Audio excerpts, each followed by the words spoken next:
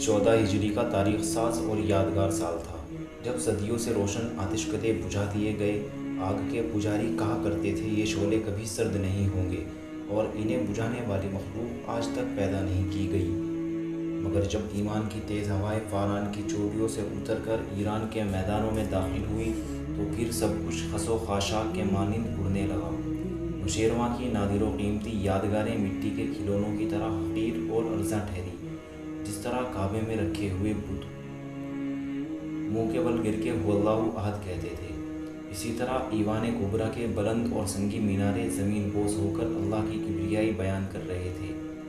مغرور شاہوں کے نسب نامے ورق ورق ہو کر بکھر گئے، ان کے اٹھے ہوئے سر انسانی ٹھوکروں اور گھوڑوں کے سموں سے پامال ہونے لگی، ہڈیاں چٹک کر ٹوٹنے لگی، پھر راستوں کا غبار بن کر رہ گئی، یہاں تک کہ ان کی آخری نشانیاں تلاش کرنے والا بھی کوئی باقی نہ بچا۔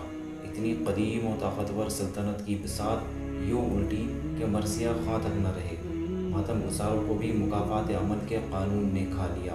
موت کا خونی دہن اپنے پورے طول و عرض کے ساتھ کھلا ہوا تھا اور ایران کی فضاؤں میں بہت دن تک یہ ہولناک صدا گونجتی رہی، ہے کوئی اور، ہے کوئی اور۔ پھر جواب میں وقت کے نقیب نے پکار کے کہا، کوئی نہیں سوائے اللہ کے۔ یہ آواز سنتے ہی حضور اکرم صلی اللہ علیہ وسلم کے محترم ماموں اور لشکر اسلام کے سالار حضرت سعد بن ابی وقاص رضی اللہ تعالیٰ عنہ کی شمشیر اپنی نیام میں چلی گئی اور نہ جانے کتنی راتوں سے کرب کے عالم میں جاگنے والے امیر المؤمنین حضرت عمر فاروق رضی اللہ تعالیٰ عنہ کو قرار آ گیا۔ یہ تھا جنگ قادسیہ کا مختصر حال، جس نے ایرانیوں کی کمر توڑ کر رکھ دی اور شہنشاہ یزدگرد کسی زخمی بھیڑیے کی طرح اپنی ہی زمین پر پناہ ڈھونڈتا پھر رہا تھا۔ اہل ایمان کی یلغار جاری رہی، یہاں تک کہ مجاہدین اسلام کے گھوڑوں نے Madain, Khuzestan, Ahvaz, Nahavand, Isfahan, Hamadan, ریلے، کرمان، سیستان اور خراسان کو روند ڈالا۔ شہنشاہ یزدگرد فرار ہو کر ترکستان چلا گیا۔ مسلم سالار احنف بن قیس رضی اللہ عنہ نے ایران کا سارا خزانہ مال غنیمت کے طور پر امیر المؤمنین کی خدمت میں مدینہ منورہ بھیج دیا۔ زر و جواہر کے اس انبار کو دیکھ کر حضرت عمر رضی اللہ تعالیٰ عنہ رونے لگے۔ پھر آپ نے مسجد نبوی صلی اللہ علیہ وسلم میں حاضر ہو کر اہل ایمان کے اجتماع سے خطاب کرتے ہوئے فرمایا، معبود حقیقی کے نام لیواؤ، خوشخبری ہو کہ آج مجوسیوں کی سلطنت برباد ہو گئی، اب ان کے ملک کی زمین کا ایک ٹکڑا بھی ان کے قبضے میں نہیں رہا۔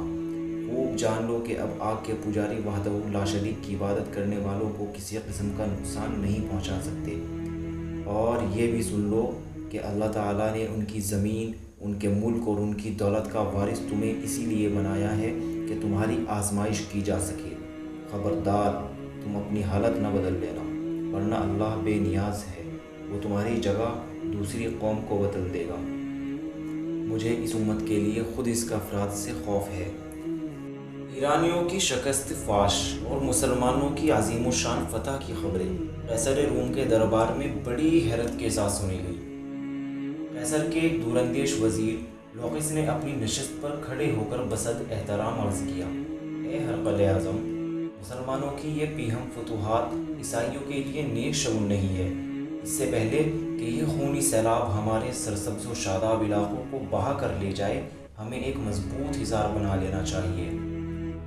اس سے پہلے کہ وزیر لوقس اپنی بات مکمل کرتا، بوڑھا پادری شہرام اپنی جگہ سے اٹھا اور انتہائی متکبرانہ لہجے میں ہرقل اعظم کو مخاطب کر کے کہنے لگا، شہنشاہ کو معلوم ہونا چاہیے کہ ایرانی آتش پرست تھے، اس لیے آگ کی خوراک بن گئے، مگر ہم اہل صلیب ہیں اور صلیب ہی ہماری محافظ و نگہبان ہے۔